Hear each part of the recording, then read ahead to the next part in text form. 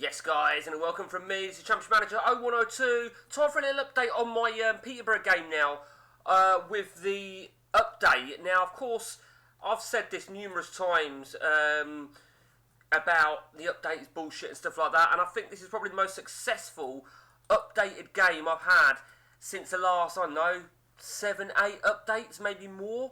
It's crazy, but you know, it's been a tough time at Peterborough United, but I'm saying tough time. You wouldn't think it's been tough by the results, but it's just been very frustrating. So here we are then. What can I say? What can I say? We started off really ruthless. Funny, cast your mind back then. So season 1, we won the League 1 title back in 23-24. We won the Championship title in season 2. Season 3, we finished 3rd. Behind these two fuckers. Season 4, we won the title. Season 5, we lost the title on goal difference. Season 6, we won the title. Season 7, we won the title. Season 8, we're going for our hat-trick. We were eliminated at Champions League last season fairly early on, but we have made some absolute stunning signings, and I'm going to show you it now. I've also done a bit of learning on little checking on who certain players are. For example, this guy here, Luis Villa, is Sergio Ramos, which I didn't realise, and yet he'd been in my resis. I'd wrote down a whole load of players that possibly retire within 1 or 2 seasons. There is no doubt that certain regens do not regen the same balance, bravery, flair as it's always stated. With some, they do regen okay. And with one obvious one, well, you've seen the marquee signing, more about him in a moment. Some of them, they do. 15, 20, 19 for Ronaldo there. Messi regen, he's just not done it, really. But the marquee signing, what a fucking player, what a coup. Now, this was really, really interesting getting Haaland, because he was out of contract at the end of last season, and I was keeping an eye on him, and he was never taking a new deal with Man City. He was unhappy. He was never agreeing terms with me. He wasn't interested. And then Man City came in for a player. Got to remember who it was now. Who was it Man City came in for? Anthony Gordon. So I was always happy to sell Anthony Gordon because he wasn't assisting enough for me that I want on a winger. And I was doing a big clear out, as you can see. And I looked at the exchange, and there he was. And then within moments, they came back. So I think, based on that, I got a fucking good deal there. A really, really good deal. It was a straight exchange, and Anthony Gordon had really let me down. So, didn't need a striker. Let's be honest, we did not need a striker. But Haaland, well, 7 in 5. We've got Ronaldo regen, looking pretty decent, pretty fucking decent. We've also got Murillo, who, it dawned on me, who the balance bravery flair doesn't match. But there can't be many Colombian strikers out there, so I think that's Falco. I know he's a player that does retire within 1 or 2 seasons, so I don't know, who knows. But yeah, that's not the end of strikers, but we'll come to that in a moment. We made some absolute stunning signings towards deadline. Henry Blank, not sure who he is, but that was an important left-sided defender that I wanted. We brought in this guy here, Philippe Penatura. Well, you all know who that is, and it really does pay off to look around in the under-21 nations. That is certainly Griezmann, and he cost us an absolute fortune. He really did. But the funny thing is, right, I'd already brought some forwards, so you could say I didn't really need him, but you know what, it is what it is. Dean Hysian, Spanish defender, was very happy to have landed him. Junior Siliguero, the Paraguayan, I mean, he's got passing there, going through the roof, dribbling, going through the roof, you know, and he was really a big player for me. And I think, was it English team? No, it weren't. It was he's already in the game at the start. He's got a pre-arranged move to the seniors of Palmeiras.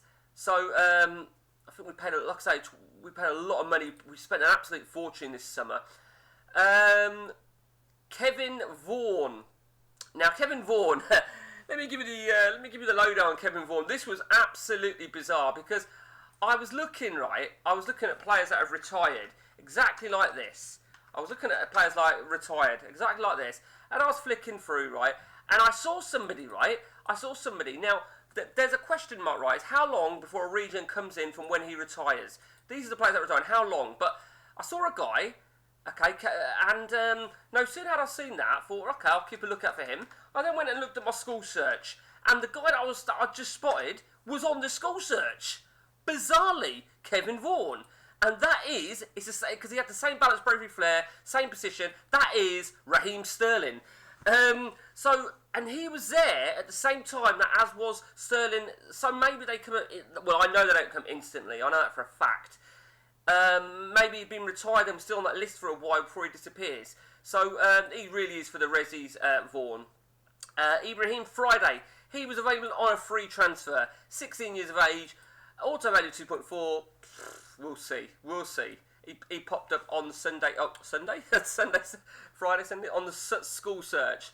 Elias, well, you can see why I went for him, can't you? Off the ball and finishing are through the roof. £14 million, and he's had one substitute appearance. Obviously, he or I didn't anticipate to buy the remaining forwards that we did. Omar Salhi from West Ham United. I wanted a natural right winger, and this deal was actually arranged months and months ago. And we got him for what I feel was a bargain. Auto value £34.5 million, and we paid just under £10 million for him. Nacho Vasquez from Villarreal.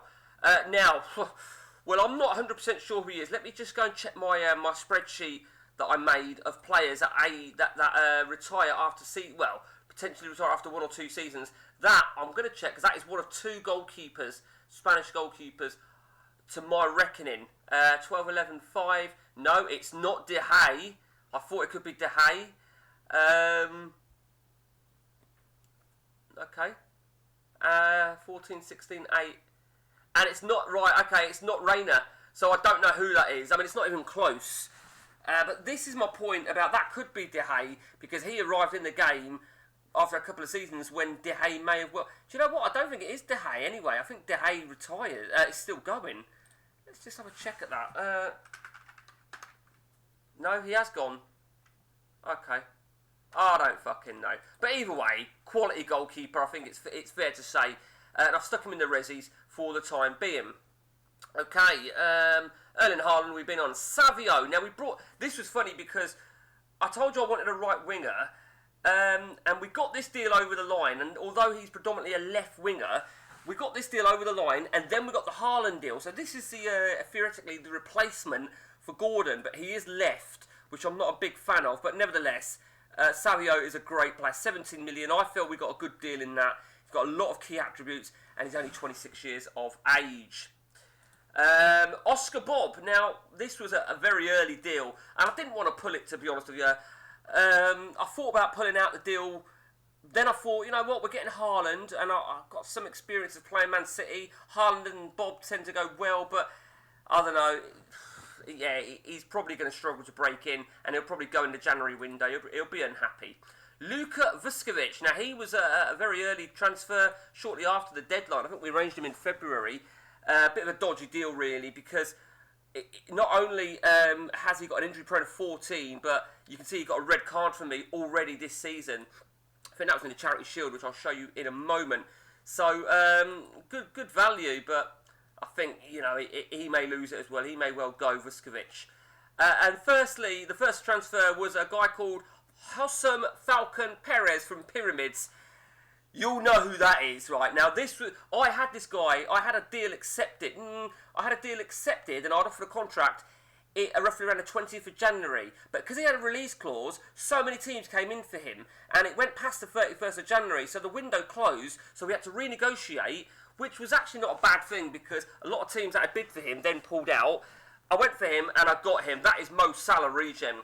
The finishing's a bit worrying, but that is, he's even got the correct attributes. 17, 20, 18. Let me have a look at my spreadsheet. What's this still open? Actually, well, no, I've got Mo Salah's balance broken flair is 2016-18. Oh, sorry. Well, yeah, I was right. 2016-18. I was right the first time. I was reading that 17-20. So 2016-18. So yeah, it's definitely Mo Salah. Was very, very happy to get him for absolute peanuts. So we sold an awful lot of players We got rid of loads of players and we cashed in where we could. Still retaining the ruling of no one selling in the same window that they're purchased. We offloaded. This was a great deal. Lacina, we offloaded him. I'll tell you what I decided to do, right? I opted to start getting rid of some of the players that I'm being blindsided by, and Lacina is one of them. 3 huge attributes, but the rest of them are really shit. So I just made the call to start doing away with certain players, and following that sort of concept. Kamara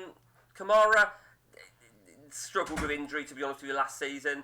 I think generally I was really pleased with all my signings. Nunez, as I said, the Messi is on the... Now this was interesting because I got I transfer listed him by request, because I know if you don't, he'll probably ask a few times and then he could well go AWOL. So I thought, you know what, I'll say yes, but at the end of the day, no deal's going to go through until I'm happy. And then I got this thing that he's been linked, not fueled, he'd been linked. Now when it's linked, right, I tend to just always no comment it or deny it. Now because he was already on the market at his own request, I just no commented it.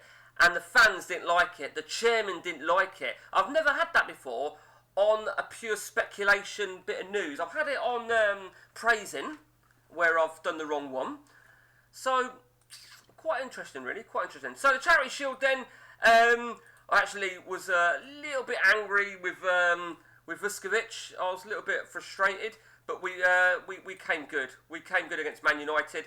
Sheffield, we've had a good start. We haven't played anyone of strength. Now last season we actually almost had the perfect season, not perfect season, an invincible season until the last game of the season, and then you can see it all went wrong. With one league game to go, we lost our unbeaten record. We lost in the Champions League. Now we didn't just lose, we got absolutely thrashed in terms of statistics, and of all people to score against us was Rashford, our former man, of course, who we sold to Arsenal last season, which I actually forgot. Fucking prick. So yeah, it all went wrong really. We lost our opening, our only league game against Tottenham. Now obviously we played a bit of a weakened team in that game to make way for the Arsenal game, but you know, it backfired. We did win the FA Cup. We scraped into the Champions League final, as you can see. 2-1 victory over Leipzig was deserved. The 4-3 defeat in Leipzig was a little bit harsh, but we did it on away goals. So, very, very nerve-wracking towards the end of the season. Let me now remind you on someone in my resis. We said about Vaughan, didn't we? Pietr Razak, who of course played a huge part in my campaign last season. He was my player of the year, and you can all see who he is. Let me just check. 19, 16, 14. Yeah, no, I'm looking at my spreadsheet in the background. Yeah, that is Lewandowski, and he was absolutely phenomenal for me last season. But I believe Haaland can do better this season. I think I can get at least one season, maybe 2 seasons from Haaland, who is my highest paid player. Lewandowski, I've moved him to the resis with so many strikers at my disposal. Don't know who else I've got available. Oh, did I not? I didn't, forgot about that. Don't really want to get rid of him, to be honest with you, on loan, so I might remove that. Lupia's solid defender. He might break in next season. Not sure who he is. Mackenzie. Oh, he was one of those youth prodigies that's come through. I think I got 2, didn't I? I'm happy to flog him and Hully.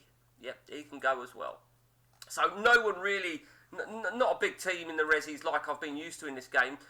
In terms of money, we've still got a fair bit of money to spend. I could have brought 2 defenders on deadline day, but I opted not to. And I'll tell you what else happened this season, turn of the season. They gave me undersoil heating. Now, I've not had any postponements, so I didn't quite know why I got that. I asked for a stadium increase season before last, and they gave me it, and then they gave me another one last season.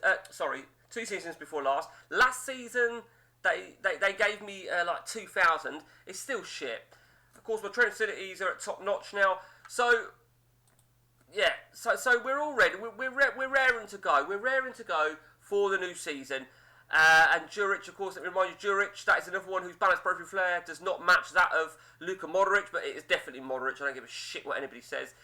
And that's it. That is where we're at with the Pish, Pash, Posh. Till next time from me, guys, take it easy.